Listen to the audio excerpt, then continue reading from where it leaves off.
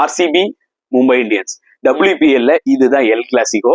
ஒரு ஸ்டேஜுக்கு மேல ஹர்மன்பிரீத் கௌர் ஃபீல்டிங் பண்ணும் போதுல ரெண்டு காரையும் மூடிட்டாங்க. ஏன்னா அந்த அளவுக்கு சின்னசாமி ஸ்டேடியம்ல ஆர்சிபின்னு கிரௌடு கத்திக்கிட்டு இருந்தாங்க.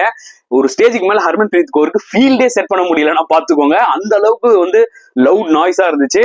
சரியான சப்போர்ட் ஃபார் ஆர்சிபி. பட் டெஃபினட்டா அவங்க பாத்தீங்கன்னா டிசப்பாயிண்ட் ஆயிருப்பாங்க. பட் நெவர்தலஸ் இந்த ஒரு particular women's El Clasico match பாத்தீங்கன்னா தாறுமாறா போச்சுன்னு தான் அர்த்தம்.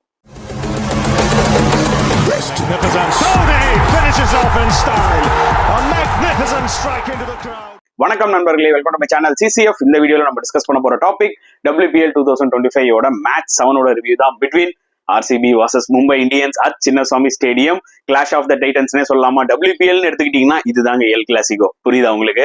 சோ இந்த ஒரு இம்பார்ட்டன்டான மேட்ச் பாத்தீங்கன்னா மும்பை இந்தியன்ஸ் 4 விக்கெட்ஸ் வித்தியாசத்துல வின் பண்ணிட்டாங்க. ஒரு thriller of match. 2 balls 2 runs win இருந்தது. நம்ம தமிழ்நாடு அண்டர்-19 பிளேயர் கமலினி இருக்காங்களா, இப்ப கூட வேர்ல்ட் கப்ல சூப்பரா விளையாண்டாங்க. அவங்க தான் அந்த வின்னிங் ஷாட் ஆனாங்க. பாக்கிறதுக்கே ரொம்ப பெருமையா இருந்தது. ஆஸ் வெல் அஸ் அவங்களோட பேரண்ட்ஸும் பாத்தீங்கன்னா அங்க கிரவுண்ட்ல ரொம்பவே ஹாப்பியா இருந்தாங்க. சோ அந்த மூமெண்ட்ஸ் எல்லாம் நிஜமாவே ஆசமா இருந்துச்சுங்க. அதுல எந்த டவுட்டுமே கிடையாது. சோ ஓவரால் இந்த மேட்ச்க்குள்ள நம்ம போனோம்னா கண்டிப்பா ஆர்சிபி கொஞ்சம் டிசப்பாயிண்ட் ஆயிருப்பாங்க. ஏன்னா ஒரு கட்டத்துல கேம் அவங்க கிட்ட இருந்தது. பட் ஹர்மன்பிரீத் கௌர் இறங்கி ஒரு கேப்டன் நாக் விளையாண்டாங்க பாருங்க. அதுதான் டோட்டலா மும்பை மேட்ச்க்குள்ள எடுத்துட்டு வந்துச்சு. அவங்களுக்கு ஒரு மிகப்பெரிய சல்யூட். சோ நிஜமாவே ஒரு சூப்பர் மேட்ச் பார்த்த ஒரு ஃபீலிங் இருந்துச்சு மக்களே. ஏன்னா ஆப்கானிஸ்தான் சவுத் ஆப்பிரிக்கா அங்க சாம்பியன்ஸ் டிராஃபில மொக்கையா போச்சு. பட் இந்த WPL மேட்ச் பாத்தீங்கன்னா பயங்கர சுவாரஸ்யமா போச்சு. அதனால நான் நல்லா என்ஜாய் பண்ணேன்.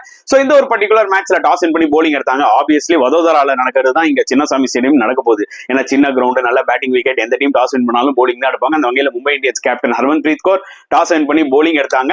அண்ட் கண்டிப்பா பாத்தீங்கன்னா ஆர்சிபி கொஞ்சம் டிசப்பாயிண்ட் ஆயிருப்பாங்க. ஏன்னா பயங்கர ஸ்டார்ட். ஸ்மிருதி மந்தனாவும் சரி, டேனியல் வெயிட், அதுக்கப்புறம் அவங்களும் அவுட் ஆனாலும் ஸ்மிருதி மந்தனா ஒரு குயிக் 26 அடிச்சு கொடுத்துட்டு போனாங்க. பெரிய கொஞ்சம் நல்லா ஸ்டார்ட் பண்ணாங்க பாசிட்டிவா. கொஞ்சம் ஓவர் அட்டாக் பண்ணிட்டாங்களோன்ற மாதிரி தோணுச்சு. ஏன்னா ஓவர் அட்டாக் பண்ணதுனால என்ன ஆச்சுன்னு பாத்தீங்கன்னா விக்கெட்ஸ் தவதவன்னு விழ ஆரம்பிச்சிருச்சு. சோ கடைசியில என்ன ஆச்சுன்னா அவங்க கிட்ட ஒரு 167 ஒரு 168 அவ்வளவுதான் அவங்களால ஸ்கோர் பண்ண முடிஞ்சது. தவிர டெஃபினட்டா உங்களுக்கு கிடைச்ச ஸ்டார்ட்டுக்கு மினிமம் அவங்க ஒரு 185 190 தொட்டு இருந்திருக்கணும். பட் ரொம்ப ஓவர் அட்டாக் பண்ணி விக்கெட்ஸ் விட்டுட்டாங்கன்னு எனக்கு ஒரு ஃபீல் கொடுத்துச்சு மக்களே. பட் சிங்கிள் ஹேண்டடா எலிஸ் பெரி ஒரு நாக் விளையாண்டாங்க. 43 balls 81. வேற லெவல் இன்னிங்ஸ் தான் சொல்ல முடியும். ரிச்சா கோஷம் பாத்தீங்கன்னா ரொம்ப சென்சிபிளா விளையாடிட்டு இருந்தாங்க. அன்பார்ச்சுனேட்லி கட் ஆடும் போது போல்ட் ஆயிட்டாங்க.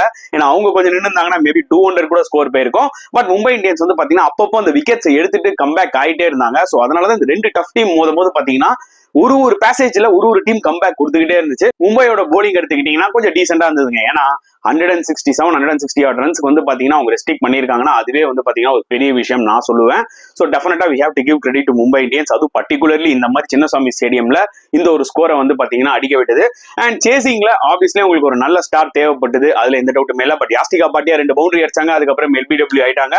அண்ட் அவங்களோட மெயின் பிளேயர் நாட் ஸ்கைவர் வழக்கம் போல சூப்பரா ஒரு ஸ்டார்ட் கொடுத்தாங்க. அவங்க ஒரு 40 odd ரன்ஸ் அடிச்சாங்க. ஹேலே மேத்யூஸும் ஒரு ஸ்டார்ட் கொடுத்தாங்க. வழக்கம் போல இந்த டோர்னமெண்ட்ல அதான் பண்றாங்க. ஸ்டார்ட் கொடுக்குறாங்க பட் அவுட் ஆயிடுறாங்க. பட் ஸ்கைவர் செம்மையா விளையாடிட்டு இருந்தாங்க. ஸ்கைவர் போல்ட் ஆனாங்க. சரியான பால். கிம் கார்க் திருப்பி ஆர்சிபி கேம்குள்ள வந்தாங்க. இமிடியேட்டா அமெரிக்காரும் தூக்கி அடிச்சு அவுட் ஆனாங்க. சோ 4 விக்கெட் போச்சு. அந்த டைம்ல Mumbai Indians seriously under pressure. 82 for 4 என்னவோ இருந்தாங்க. அந்த டைம்ல இருந்துதாங்க ஹர்மன்பிரீத் கௌரும் சரி, அமன்ஜித் கௌர் 2 கௌரும் சேர்ந்து ஒரு குரூஷலான ஒரு பார்ட்னர்ஷிப்பை தட்டி விட்டாங்க. More than 50 runs. Especially captain Harmanpreet Kaur விளையாடின இன்னிங்ஸ் தாறுமாறு தக்காளி சோறு மாதிரி இருந்துச்சுங்க. சீரியஸாவே ஹைலைட்ஸ் பாருங்க. அதுவும் ஒரு ஸ்டேஜ்க்கு மேல அவங்க கிட்டத்தட்ட ரன் பால் தான் இருந்தாங்க. 12 ball 12 run அந்த மாதிரி தான். அதுக்கப்புறம் அட்டாக் ஆரம்பிச்சாங்க. நீங்க ஒரே ஒரு ஷாட் தான் மிட் விக்கெட்ல தூக்கி 6 விட்டாங்க. மத்தபடி எல்லாமே proper cricketing shots. Harmanpreet Kaur என்னைக்குமே ஆஃப் சைட்ல தரமா விளையாடுவாங்க. புரியுதா உங்களுக்கு? இந்த மேட்ச்ல நீங்க ஹைலைட்ஸ் வேணா எடுத்து பாருங்க. எத்தனை கட் ஷாட்ஸ், எத்தனை ஓபன் ஃபேஸ் பண்ணி ஆஃப் சைட்ல ஆடி இருப்பாங்க பாருங்க. அந்த கேப் டைனி கேப் தாங்க இருக்கும். அந்த கேப்பை ஃபேஸ் பண்ணிருப்பாங்க. நிஜமாவே அவுட்ஸ்டாண்டிங் நாக்கு. கண்டிப்பா அவங்க நின்று கேம் முடிச்சிருக்கணும்னு பார்த்திருப்பாங்க. அந்த வகையில வேணா டிசப்பாயிண்ட் ஆயிருப்பாங்க. ஆனா கௌர் தான் கேமே எடுத்துட்டு வந்தது. அதுக்கப்புறம் முன்னொரு கௌர் இருக்காங்க, அமன்ஜித் கௌர். அவங்க குரூஷலான ஒரு நாக் விளையாண்டாங்க. அதனால ஞாபகம் வச்சுக்கோங்க. விக்கெட்ஸ் ஒரு பக்கம் டபுள் ஆயிடுச்சு. 12 balls 22. இந்த பக்கம் செட் ஆன அமன்ஜித் கௌர் இருக்காங்க. அந்த பக்கம் நம்ம தமிழ்நாடு அண்டர்-19 சென்சேஷன் கமலினி இருக்காங்க.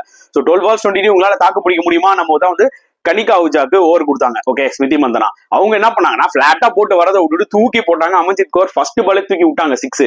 அதுக்கப்புறம் லாஸ்ட் பால் ஓவர்லயே அதே மாதிரி தான். அதாவது இமிடியேட்டா அந்த 4 பால்ல பாத்தீங்கன்னா அவங்க லென்த்தை மாத்தி ஷார்ட்டா போட்டாங்க. பெருசா பவுண்டரிஸ் வரல. திருப்பி லாஸ்ட் பால் தூக்கி போட்டாங்க பாருங்க. அதையும் யூஸ் பண்ணி இன்னொரு 6 விட்டாங்க. சோ அந்த ஓவர்ல அடிச்ச அந்த 2 6 இருக்கு பாத்தீங்களா ஃப்ரம் அமன்ஜித் கௌர், அதுதான் கேமோட மிகப்பெரிய டர்னிங் பாயிண்ட். ஏன்னா 6 balls 6 runs இருக்கும்போது கூட நீங்க நல்லா நோட் பண்ணிக்கோங்க. 6 balls 6 runs இருக்கும்போது கூட கடைசி 2 balls 2 இருக்கும் போச்சு. அதுதான் உமன்ஸ் பிரீமியர் லீக்ல நம்ம எதிர்பார்க்கலாம். ஏன்னா 6 ரன்ஸ் கூட வந்து பாத்தீங்கன்னா போலர்ஸ்னால சம்டைம்ஸ் பிரஷர்ல டிஃபெண்ட் பண்ண முடியும், பேட்ஸ்மேன் கொஞ்சம் பிரஷர்ல ஸ்டம்பிள் ஆவாங்க. அண்ட் அந்த வகையில வந்து பாத்தீங்கன்னா எக்ஸ்பீரியன்ஸ் ஏக்தா பிஸ்டுக்கு தான் ஆக்சுவலா அந்த ஓவரை கொடுத்தாங்க ஸ்மிருதி மந்தானா. அவங்க நல்லா போட்டாங்க, ஆக்சுவலா 2 balls 2 runs இருக்கும் நல்லா போட்டாங்க. அந்த 2 balls 2 இருக்கும் போது கமிலினி வந்து ஏறி வந்து கவர்ஸ்ல அடிச்சாங்க. அந்த பால் கூட பேட் பால்னு நம்ம சொல்ல முடியாது, பட் கமிலினி சூப்பரா இறங்கி அந்த ஃபுட் ஒர்க்கை யூஸ் பண்ணி அந்த கேப்ல ஆடினாங்க. ஸோ அதனால ஹியூஜ் கிரெடிட் டு தெம். எனக்கு ரொம்ப ஹாப்பியா இருந்தது கமிலினி வந்து பாத்தீங்கன்னா ஒரு வின்னிங் ஷாட் ஆடினது. ஏன்னா ஜஸ்ட் 16 இயர்ஸ்ங்க. யோசிச்சு பாருங்க, உங்க பேரண்ட்ஸ் வந்து அப்படியே சும்மா கிரவுண்ட்ல அப்படியே எக்ஸைட் ஆனாங்க. அதை பார்க்கும் போதே எமோஷனலா எனக்கு இருந்துச்சு. So great start for her, அதுல எந்த டவுட்டுமே இல்ல. ஃபியூச்சர் இந்தியன் டீமோட மெயின் பிளேயரா வரக்கூடிய தகுதி எல்லாமே கமலினி கிட்ட இருக்கு, அதுல எந்த டவுட்டுமே இல்லை. ஜஸ்ட் 16 திருப்பியும் சொல்ல வரேன், ஆசம் டேலண்ட். இந்த WPL பாருங்க எப்படி IPLனால இந்தியன் கிரிக்கெட் எவ்வளவு இம்ப்ரூவ் ஆச்சோ, நிறைய டேலண்ட் நம்மளால எடுக்க முடிஞ்சதோ, டெஃபினட்டா இந்த WPLனால இந்த அண்டர் 19 கிரிக்கெட்னால இந்தியன் உமன்ஸ் கிரிக்கெட் பயங்கரமா டெவலப் ஆகுன்றது என்னோட ஒரு பாயிண்ட் ஆஃப் வியூ. இந்த மேட்சை பொறுத்த வரைக்கும் ஒரு சூப்பர் மேட்ச். நான் வந்து பாத்தீங்கன்னா RCB வந்து பேடா பெர்ஃபார்ம் பண்ணாங்கன்னே சொல்ல மாட்டேன்.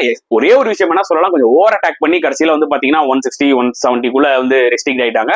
அதை கொஞ்சம் பார்த்து ஆடி ஒரு 185 அடிச்சிருக்கலாம். மத்தபடி ரெண்டு டீமுமே நல்ல ஃபைட் கொடுத்தாங்க, அதுல எந்த டவுட்டுமே கிடையாது. ஸோ இந்த மேட்சை பத்தி நீங்க என்ன ஃபீல் பண்றீங்க மறக்காம கமெண்ட் செக்ஷன்ல போடுங்க. இந்த வீடியோ பிடிச்சிருந்தா லைக் பண்ணுங்க, ஷேர் பண்ணுங்க, முடிஞ்சா சப்ஸ்கிரைப் பண்ணுங்க. ஸோ நெக்ஸ்ட் வீடியோல பார்க்கலாம் ஃப்ரெண்ட்ஸ். அன்டில் தென் பாய்.